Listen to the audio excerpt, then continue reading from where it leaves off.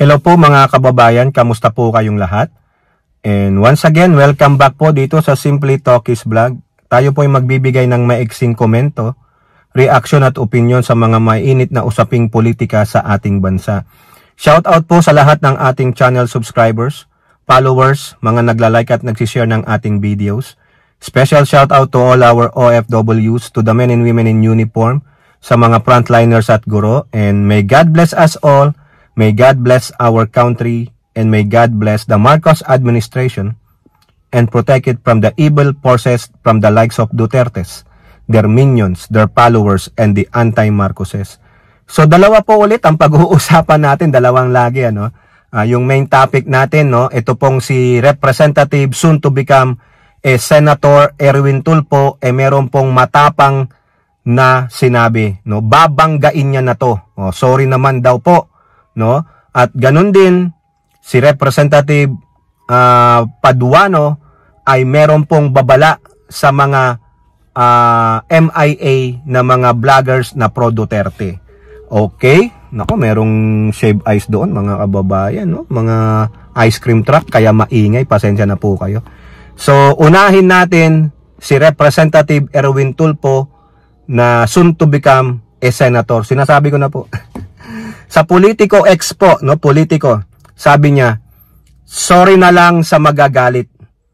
Erwin Tulfo seeks to stop agri-land conversion into subdivision. So, alam nyo naman yan, mga kababayan. Sino bang mahilig dyan na mag-convert ng mga agricultural lands sa mga subdivision? Subdivision, ikaw naman, Toke. So, ito po ang sabi ni Representative Erwin Tulfo na napakahalaga, no? Napakahalaga na ipasa ang National Land Use Bill to prevent the further reduction of the country's agricultural lands due to unregulated land conversion. Correct naman po. Paano tayo magkakaroon ng mass production? Paano tayo magkakaroon ng sapat na mga pagkain tulad ng bigas, mga kinakaulukulang mga gulay, prutas at ano pa? Agricultural land tayo, mga kababayan. Agricultural country tayo. At the same time, we are surrounded by waters. We are an archipelagic country. Pero ang main source natin is agriculture. Tapos ito may mga grupo na gustong kunin pa yung mga lupa na pang-agrikultura gawing subdivision. Kaya i-import na lang tayo ng i-import. Pag import ng import, dagdag buwis, dagdag ang presyo ng bilihin, tayo ang mahihirapan, sisisihin ng gobyerno. Kaya dapat sa gobyerno, no, umakda kayo na sinasabi ni National Land Use Bill. If you remember, nagkainitan po dyan si Senator Rapi Tulfo at si Senator Cynthia Villar. Alam nyo naman ang Villar, mga kababayan, ha? Ayan. Ang sabi niya dito ni ni Representative Erwin Tulfo, about dito sa support ng passage of Land Use Bill. Ayan. Kasi po, yung kasama nila sa alyansa ay isang Villar. Ano ang sagot ni Representative Tulfo? Ito po. Alam mo naman, nagkaroon ng problema yung utol ko dyan dati diyan. Banggaan na. Madadagdagan pa ay. Si Camille Villar, very slim manalo yan. Pero si Erwin, ang laki ng tsansang manalo niyan. Malamang, 2 Tulfo o 3 Tulfo. Wala nang Villar, isa na lang si Mark Di ba? We cannot do anything, I mean. It's a problem and we have to solve the problem. Otherwise, it will go on and on. We must pass the National Land Use Act. Naaabuso na po para kahit yung gustong magbenta dahil enticing, babayaran ka namin ng ganito, bibilhin ko yung lupa mo ng ilang milyon, etc. etc. Sasabihin po ng farmer o ng tao, para naman sa mga ito, para sa ekonomiya, etc. etc. Without thinking na lumiliit po yung ating agricultural land kasi we keep on developing, ginagawang subdivision, etc. Correct, tulad po ng sinabi ko kanina. Paano kung Ilang porsyento na lang ng agricultural land ang tataniman mo. Tapos lagi pa tayong dinadaanan ng mga natural disaster tulad ng bagyo. Laging baha, minsan may drought, El Nino. O, di ba? Tapos, ay, wala na akong pag-asa. I-encourage ka nitong mga developer na ibenta mo na lang sa amin ang lupa mo, bound ka na sa utang eh. O ibibenta ng magsasaka yung lupa, ano gagawin? Subdivision A, Phase 1, Phase 2, Phase 3. Subdivision 2, Phase 1, Phase 2, Phase 3. O ano na nangyari sa ating food production? Import. Magiging number 1 importer tayo ng produkto sa mga darating na panahon kung hindi natin maipapasa itong National Land Use Bill. Gawin ninyo. Ha? Erwin Tulfo, kung manalo ka, ay mananalo ka. Tito Soto, Pampilo Lacson, pangalagaan nyo ang mga ating nasa agrikultura, ang mga magsasaka. Pahalagahan nyo po. Ha? Hindi yung mamaya nakwentuhan lang kayo ng mga developer. O sige, bigyan kita ng 100 million. O sige, umuo na kayo. Huwag ipasa yan. Diba? Nalabiyis na kayo mga kababayan.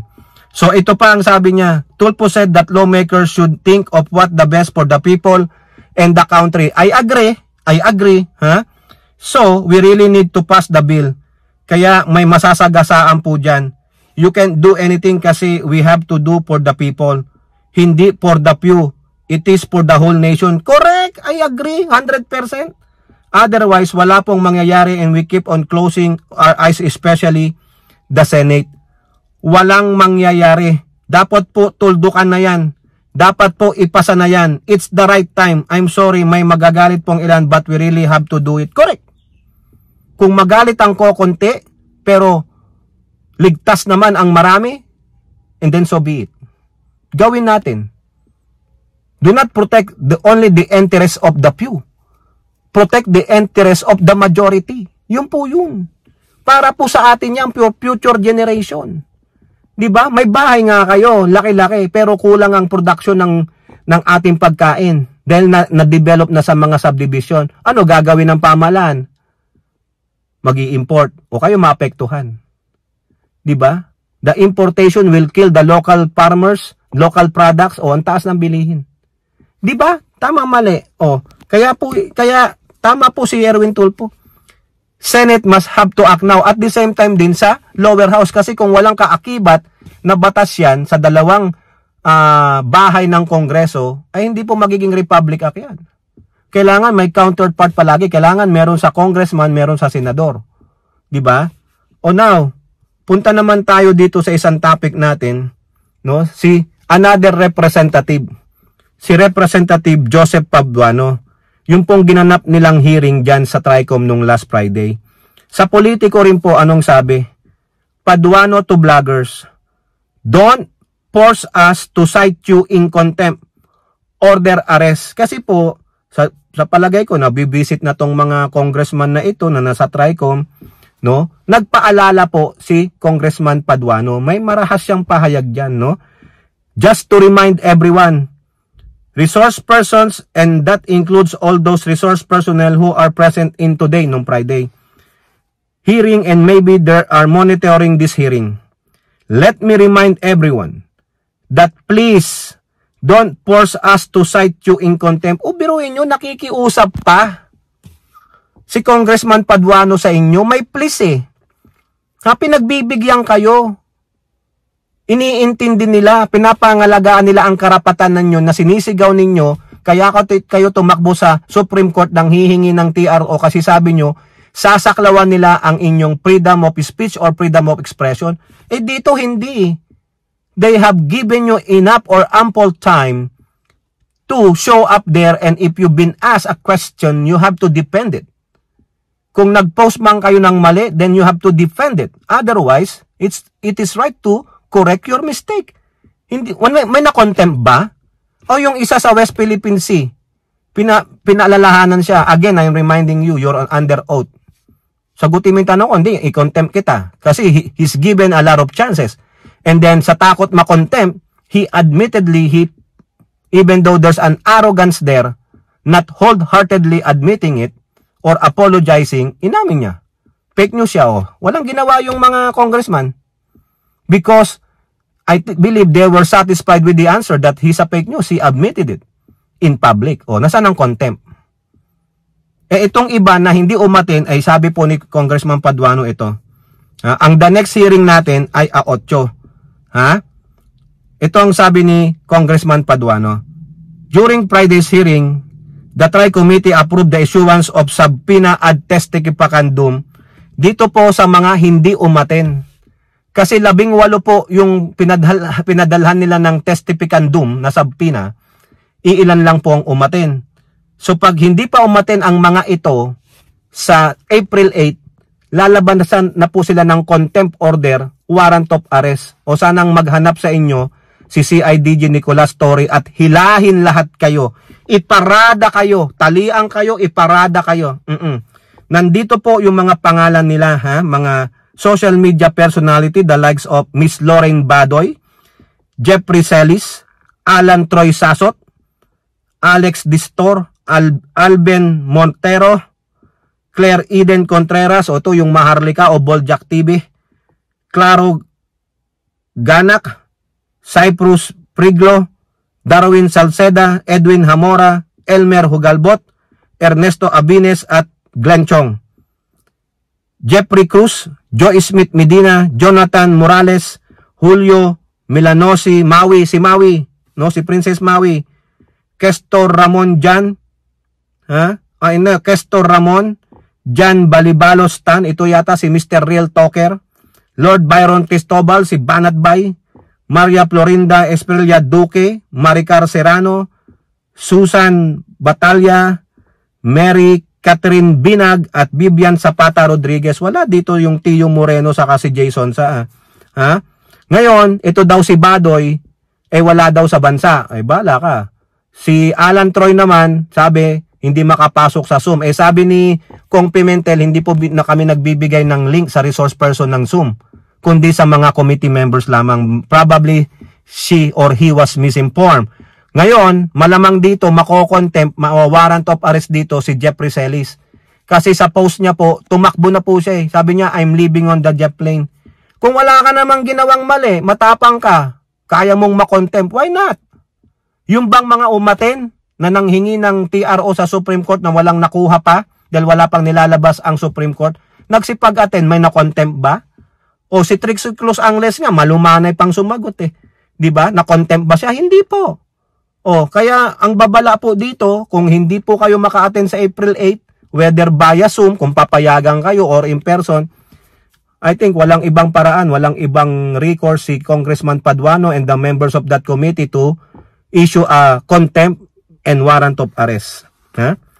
Okay? Sabi pa dito ni Congressman Paduano, ano lang natin, Just to remind you, Section 11 of our internal rules, paragraph F. We will not allow discussions or attacking, insulting the committee hearing after the suspension of this hearing because you will be in violation. We will force to cite you in contempt. Ayun pala. Hindi, yung palang mga umaten doon, hindi na pwedeng magsalita ng against doon sa hearing. Yari kayo.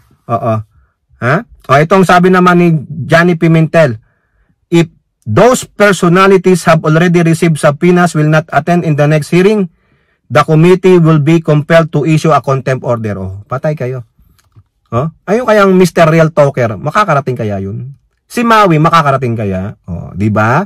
Abang-abang po tayo mga kababayan sa April 8. Kayo po, ano pong masasabi ninyo? Comment down below. And don't forget to like and share. Hope to see you in the next videos. Bye-bye. God bless.